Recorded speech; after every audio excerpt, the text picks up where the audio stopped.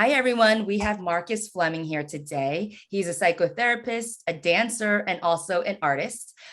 He is a founder of Bandwidth Care, and we would love to know more. Tell us about your background and your connection to the arts. Hi, everyone. I'm really excited to be here. Huge fan of Mary and a huge fan of the Hungry Artist collection. Definitely going to get one. So my name is Marcus. I'm a psychotherapist, and my practice is called Bandwidth Care. It is a community-based think tank.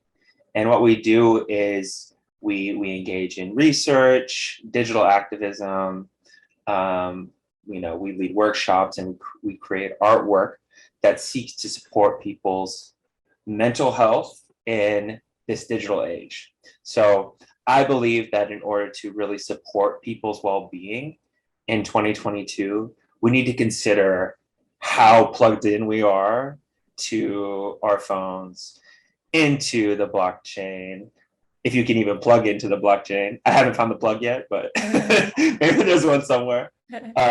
And yeah, I just think that's what we need to do in order to prioritize what it means to be human nowadays and how to take care of ourselves and each other. So that's what I'm about. I love your project. I think it's so needed in this time. And I feel like the fact that, you are just watching out for people's well-being and their mental health, which is so important. I think, your project is huge and what Web3 needs. So thanks for that. And I wanted to ask you, like, what's your journey as an artist? Like, I know you create art in your digital art through your brand. Like, talk us through your journey. And I say a hungry artist because all of us, I feel like, has to stay very determined and have that drive with our talent. So you, as a multifaceted artist, like, tell us about the journey of, like, maybe a win you had, or like any kind of story of like where you started to where you are now. Yeah, no, thank you. So yeah, I grew up in the 90s kid. My dad was like a first generation like IT guy. So there were just like joysticks and computer guts. My dad would call them guts, like wires and circuit boards and motherboards and I guess all types of boards all over our house. And I was always like, what's going on here? Like I didn't understand. Like other people's parents were like teachers or mechanics. But so I was like, what do you do, Dad, one day? And he was like, I work on computers. So I was like, no, what do you do? And he was like a very artistic guy, also like wrote poems, which is like my first passion. I'll talk about in a second. I was like, what do you do? And he's like, oh, I become the software. And I was like, what does that mean? This is like, I was probably 10, 11, 12, I don't know. And I was like, what does that mean? And everything after that has taken me into this like artistic and like spiritual journey into like, what does it mean to become the software? Mm-hmm. What does it mean to become, trained, have our emotions and behaviors and thoughts trained by a social media app? Mm-hmm. What does that mean? So that's something I'm really keen on. And poetry, like I started to write poetry. That was my first thing. Mm-hmm. And I guess my hunger as an artist started when I was like, I really like writing poems and expressing myself in this way. And then I took that idea and merged it into this idea of like technology as feeling, software as feeling. And I was like, computers and poems are actually quite a bit alike. Like it's about compressing as much sensitive information, important information about what it means to be human into the smallest space possible. Love it. Mm-hmm. And I guess my hunger comes from trying to understand what it means to be a person and to build relationships with people. That's what I do in my daily work. And like, I tried to be a poet. It's really hard to be a poet nowadays. None of these Web3 companies are hiring a poet. Maybe someday that can happen. I know some pretty awesome Web3 poets. But I mean, I think I was like, I can't do that. And then I was like, well, maybe I can like dance. So I started to dance, started to say like, well, maybe I am the technology, I am the software, watch me do this, watch me do that, and move with other people. And, did a lot of work with others around like, what does it mean to be in network as bodies in space and moving. And then I was like, you know what? I really want to focus on people. So I actually became a psychotherapist. And that's both like a practice, a science, but also like an art form, and, what I'm really interested in is how like we are now cyborgs, and how can I, as a person, help us as like 21st century like cyborg people with like 37 different profiles online, understand what that means. What does it mean to be a person, and how do we store all of this sensitive information in ourselves as like little poems walking around? Supercomputers, really beautiful supercomputers. Like, how can I help you understand yourself so that you can, enjoy your life? So that's kind of been my journey as like an artist, so to speak. So thanks for the question. Yeah. I mean, I feel like your art, like not just poems and movement and like with people. I mean, it's just art is about connecting. And I feel like that's what you're so good at. You just connect with these people. And I'm very lucky to have you and I being the same first cohort for the mentoring program.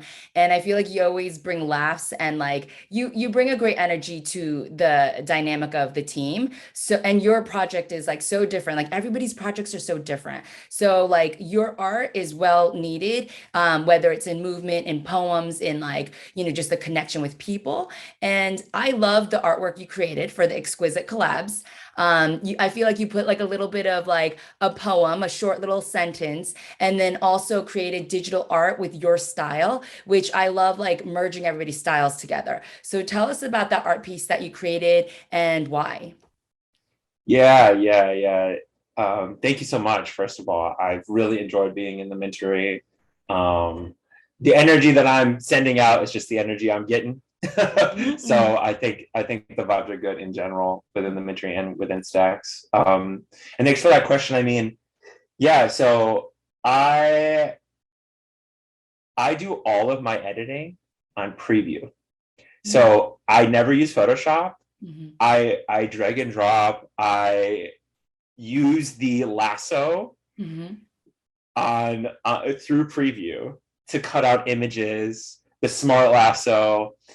And that practice for me is something that goes all the way back to using like Microsoft Paint in like 1997. And that's a practice that's really sacred for me because I've always been very close to the computer, not only because of my dad, but because that's where I learned how to write poems. That's where I learned how to take care of myself through poetry and to understand the world in these bite-sized ways. So for this piece, I decided to dip back into that. I didn't do it in Microsoft Paint because I no longer have like a 2000 gateway desktop that's like the size of this fridge right next to me. I'm in a Brooklyn apartment. But so I really enjoyed it. I was like, okay, let me like dig into some of that old iconography. I was like, okay, it's floppy disk symbols, floppy disks. Let's just make this person out of computers. And then I was thinking about how, growing up, like the internet felt like a place that I could find refuge in like poetry forums and even on AIM Instant Messenger. I feel like my away message was always like a poem. Yeah, I love it. Or I could just connect with people in like a very organic and enriching way. And nowadays, at least for me personally, and Instagram is really important, social media is really important. I use it. Twitter is important for so many creators and for me just to understand what's going on in my community in the world. And also sometimes I feel like it doesn't feed me. And I don't like after I'm done with it, I'm like, wow, I'm hungry. I'm a hungrier artist. Not only am I like feeling the FOMO because I'm like, oh my gosh, look at all these people like doing all these amazing things. But I'm also like, I don't know, just not really feeling that good. So I guess the piece is about trying to tap into some of that Web 1 nostalgia a little bit. Like, how can technology feed us? Yeah. You know? Yeah. And also, like, how can it feed artists? Like, how can we use technology to actually support ourselves as artists? Yeah. Right? How can we use Web3 to actually support ourselves as artists, to survive? Not survive, I'm done surviving, but to thrive, right. and to actually make the kind of money that people in the tech industry are making, right? Yeah. Like, technology would be nowhere without artists, without the design of the iPhone, without so much. Yeah. It's that's what it's about. And technology needs artists. So we gotta pay up. We need, you know what I'm saying? We need to eat, we need to survive, we need to have a roof over our heads. So that's also what this piece is about. I love that. And I think like abstract artists, like in the physical form, like somebody like Jackson Pollock, he just throws some like splatter paint and it goes for like millions of dollars. I think even the way that you create digital art, and you're saying you're using preview and you're doing stuff that's totally opposite of what you would think a digital artist uses, makes it that much more amazing, because it's like, oh, that's how we got to it. But more than that, it's the message you have behind your art pieces. You know, like on the one that you did for ours, it says the feed feeds no one. And I love that, because it's like a short little like sentence poem, but it like hits deeper, because if you unpack it, you're like, oh, like this is like art. This is what art is about. It's like creating a message, not just visually, but also that like they bring it and they remember it and then they absorb it as something else, you know? So I think the message there is really strong. Sometimes as artists, we have to just unplug, because social media is not kind of feeding our souls, because we're having this FOMO watching other people live like these Instagram perfect lives. So I love that you kind of hit that point with a digital art piece. So thanks for that. And I'm curious, like, what's your take on NFTs, Web3, like currently, for the future, like your place in it? NFTs, what do you think, Web3? Yeah. No, I love this question, and love thinking about how everybody can be included in Web3. You know, I think one huge failure of Web2 is kind of the mystification of the space, that I can't work in tech unless I know how to close my eyes and code in Python. And the truth is, like, technology is a massive field. It's huge. And within the tech space, we need Mary, we need artists, we need designers, we need therapists, we need teachers, we need nurses, we need doctors, we need pilots. I don't know, we need everybody, right?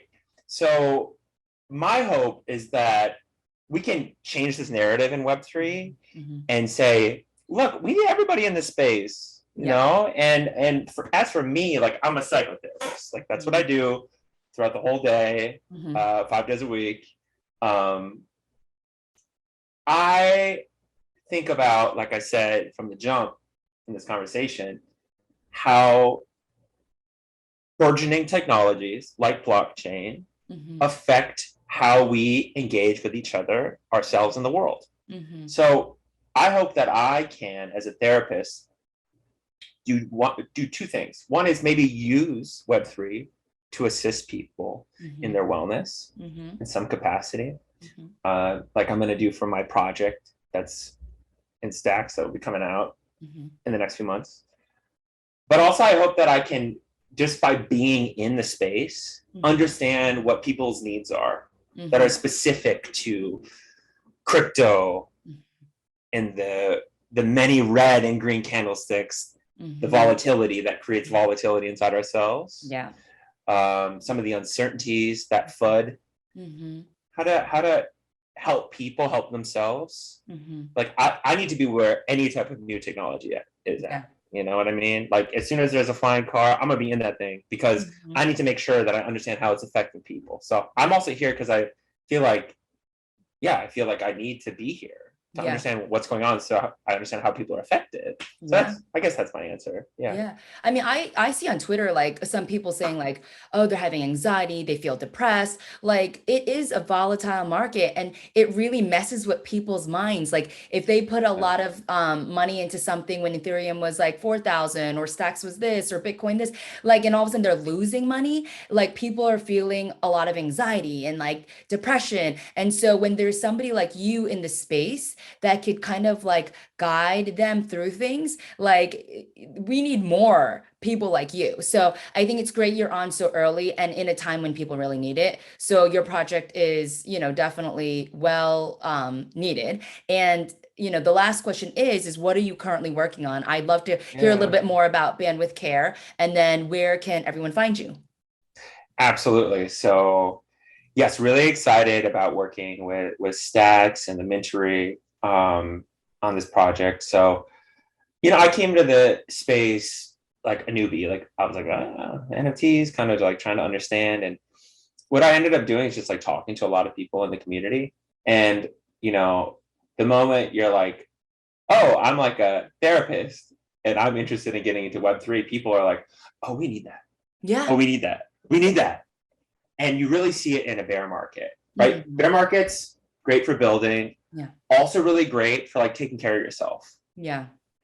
Right. You have to take care of yourself because it is really intense to be part of this wild ride. And it happens in every new phase of what technology is. That's just what occurs. It's volatility. It's scary, and we have to know how to take care of ourselves and each other. So my project is going to be a wellness workshop series. Mm-hmm. It's going to be in the fall. Mm-hmm. It's going to be a couple of weeks. I have like around 6 to 10 amazing facilitators. I'm talking like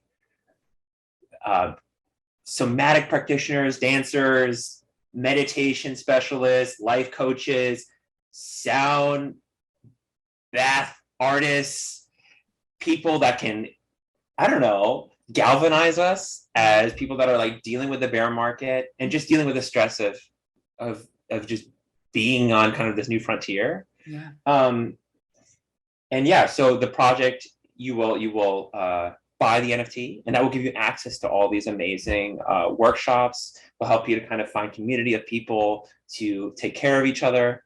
And I'm going to keep something secret though, because it's on the way. So this will be in the fall, and just keep your eyes open. I'm really excited about it. Yeah, that's some brilliant utility, like for people to then be able to take these courses and can get connected with these people. And I'm curious what these like NFTs that represent this utility look like. And I'm hoping it's like your really cool preview type art that you're creating. I think it's going to be, all of the pieces will be made by me in preview. Yes. And they're going to be made from the heart. I believe that on my desktop, on my messy desktop, I'm just gonna put it together. And I'm kind of working out the aesthetic now, that it will be very wholesome and very maybe nostalgic feeling. And you'll look at it and you'll go, huh, that looks like a place where I'm gonna feel good. Yeah. So that's hopefully what I want to do. My whole idea is like, how can we make technology more tender? It's not Nintendo, it's Nintendo. We have to make sure that we are human in this space, because that's who we are first before anything else. Yeah. All your stuff is so like punny and witty. Like it just like it makes you feel good just even like reading it, and seeing like the things that you're making. It's brilliant. And where can people find you? Like what's your Twitter? Is there a website? So thanks for asking. You can find me at Bandwidth Care on Twitter or on Instagram. My website is bandwidth.care. I didn't know you could have a .care, so that's pretty fun. So bandwidth.care. Nice. And look around, hit me up if you want to. My DMs are open, my email's open. I'm here. Would love to connect. Yeah, if anyone is listening to this and they're feeling like depressed or anxiety or need like somebody to talk to, Marcus is the person. Reach out to him, DM him. I love that. Man, thank you for taking the time and talking and sharing about your journey and your art. Like, I'm so excited for your project, and I'm excited for our collaboration project to launch. It's coming out Yeah. July 5th, which is So very soon. soon. Yes. Yeah. So Tuesday, July 5th, it's going to be a 48-hour live auction. And yeah, maybe if somebody wins it, then they can DM you and get a free session or something. Yeah. Yeah, who knows? Yeah. Yeah, I can who knows? Maybe Yeah. they'll get a free something. Yeah. Yeah, who Yeah, knows? there's no utility behind the Hungry Artist Exquisite collabs just yet. But I was thinking, since it's like a 6-week thing, maybe I'll do like a hand painting of, your feeds no one, like everybody's piece, and then That's a framing good it and like idea, kind of Mary. mailing it to the person who wins the auction. So I'm definitely Yeah. thinking about some kind of like utility where they can have something tangible by winning the digital art. But of course, if somebody then gets to learn about you and then they get your NFT when you launch it and get a free session Yeah. of therapy or anything, like these are all the great things that NFTs and Web3 can unlock for all of us. That's totally true. Now, this is the best part Yeah. is like all these artists coming together Yeah.